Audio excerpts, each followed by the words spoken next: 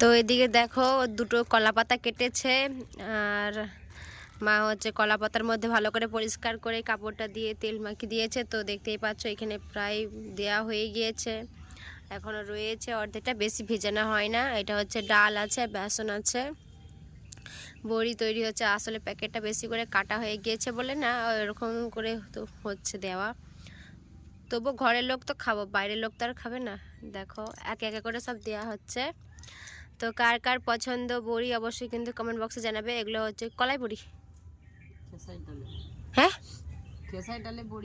খেসারির ডালের বড়ি। এগুলা ঝোল টোল বলো বা আলু ভাতের সঙ্গে মাখাতে ভালো লাগে।